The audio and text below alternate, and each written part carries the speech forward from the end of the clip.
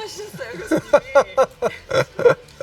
그랬나요? 네, 약간 매우 맛있었던 것 같아요. 아닌가요? 약간 선의 이후로 뭔가가 달라지신 건가요? 아니 일부러 뭐 그런 것까지는 아니고요. 그 52시간제가 강제로 실행이 됐어요. 이 법으로 그 일하는 시간을 강제로 규제한 거죠. 결과는 처참했습니다. 그러니까 많은 회사들이 문을 닫았고요.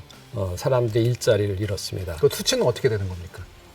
현장에서 그런 것들은 그러니까 계속 많다는 게 일어났- 수치로 구체적인 수치로 어떻게 얘기를 해주실 수 있을까요? 실제로 우리 거리나 상가를 보면 수많은 상가들이 비고 있어요. 왜 제가 이렇게 그러냐면 엿주는 게 지금 야근하는 상황이 거의 없어지다시피 아니, 했어요. 52시간제 도입 이후에 많은 기업이 망했다고 얘기해 주셨기 때문에 그게 52시간제 효과로 망한 기업의 수치가 어느 정도 되는지를 여쭌 겁니다. 뭐 이를테면은 이제 제가 처음부터 이제 배운 게 나온 거는 많은 기업이 망했다.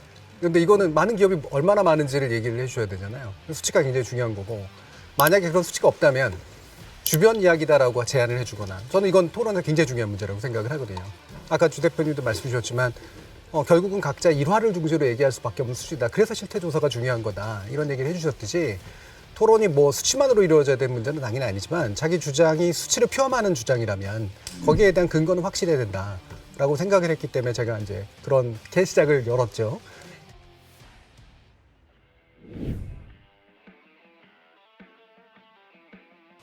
그 뭐 철학 자체를 제가 얘기할 수도 없을 것 같고요. 근데 방금 말씀하신 것처럼 이건 제가 커뮤니케이션 전문가로서 이제 말씀을 드리는 건데요. 사람들이 내가 한 말을 왜 오해할까라고 생각하는 순간 내가 잘못 말한 겁니다. 예.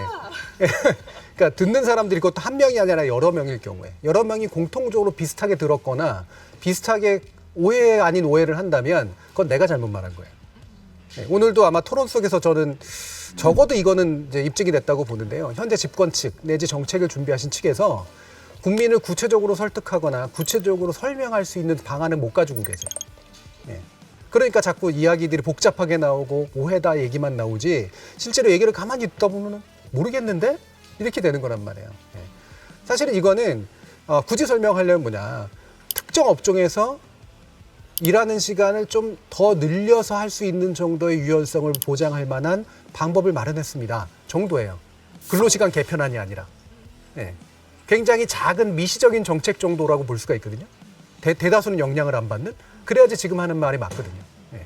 그러면 그 업종에 특화된 특정한 종류의 조정안이라고 얘기하면 되거든요. 근데 노동개혁이라고 얘기해버렸잖아요. 그리고 근로시간 개편안이라고 얘기했잖아요.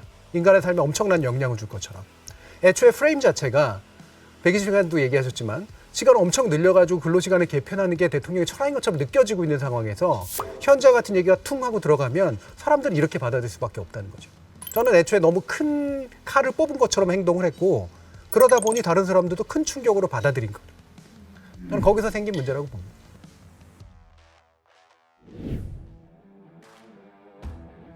그러니까 그 부분이 의외로 전 대립이 됐더라고요. 예, 그러니까 그 정숙 교수님 같은 경우도 그렇고, 아까 이제 그 원장님 같은 경우도 그런 식으로 얘기해 주셨는데, 2010년도 이후에 사실은 유럽에서 중요한 노동시장 개혁들이 실행이 되는데, 예. 그러니까 거의 대부분 사실은 물론 노동자의 의견을 청취하긴 했지만, 그러니까 이거는 사회적 대화나 취했다. 합의를 추진하기에는 예. 너무나 민감한 주제라서 안 했다. 그렇죠. 저도 살짝 놀란 게 이게 반드시 경사노위라든가 이런 걸 거쳐야 되는 제도는 물론 아니긴 합니다만 이른바 근로기준법이라든가 이런 것들은 이른바 노동헌법이라고 부를 정도로 굉장히 경직된 법이거든요. 그 얘기는 우리의 삶에 굉장히 영향을 미치는 요소이거든요. 근로시간 같은 거 엄청난 영향을 주는 거잖아요. 그래서 당사자들의 의견을 평균 이상으로 많이 듣고 합의에 준하지 않으면 상당한 저항이 생기고 통과되더라도 그리고 실제로도 상당히 많은 후과들을 만들어내기 때문에 느리더라도 합의를 바탕으로 가는 대표적인 영역이에요. 그런데 거기에 대해서 이게 가치가 완전히 다른 그런 얘기들이 나왔다는 것에 대해서는 저도 살짝 놀란 그런 부분이 좀 있고요.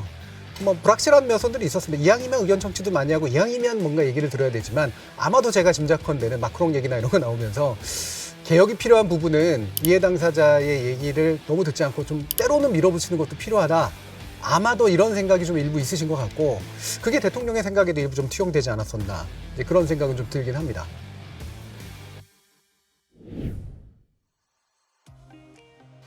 저는 이게 사실은 정말로 얘기됐어야 될 내용들은 어느 정도의 유연성이 용인될 수 있는가. 진보적 견해로 보건 보수적 견해로 보건 유연성이 필요한 것에 대해서는 동의하시는 부분도 있으니까. 그러면 이 유연성을 확보하기 위해서는 어느 정도까지 상한선을 둬야 되는가. 아예 상한선이 필요 없는가. 이 부분에 대한 얘기가 됐어야 되고 그리고 그것이 상한선과 함께 기타의 보완 장치들, 보건적 보완 장치라든가 임금적 보완 장치들을 가지고 있는가. 요게 이제 얘기돼야 되는 포인트였었어요. 얘기는 다 나오긴 했어요. 그런데 뚜렷한 게 없었다는 거죠. 여전히 정부 정책은 뭔지 잘 모르겠고 반대만 계속해서 귀로 들어오는 그런 상태다. 결국에는 상한선을 제대로 두지 않으면 건강에 심각한 위험이 줄 수 있습니다. 그리고 이미 현재도 유연하게 충분히 운영이 되는데 그 사각지대에 있는 걸 어떻게 할 겁니까? 그리고 포괄임금제라든가 이런 식으로 좀 악용되고 있는 제도들에서는 어떻게 할 겁니까? 라고 하는 질문들 앞에서 나온 답들은 뭔가가 있긴 있는데 잘해보겠습니다라는 정도의 얘기뿐이 좀 안 됐었다. 저는 이게 발골하기도 좀 어려운 게요. 현재 정부 정책 자체가 충분히 몇 마디 말로 깔끔하게 정리될 수 있는 그런 안으로서 완비가 안 돼 있다. 저는 이제 그렇게 보고 그걸 확인시켜준 토론이었다고 봅니다.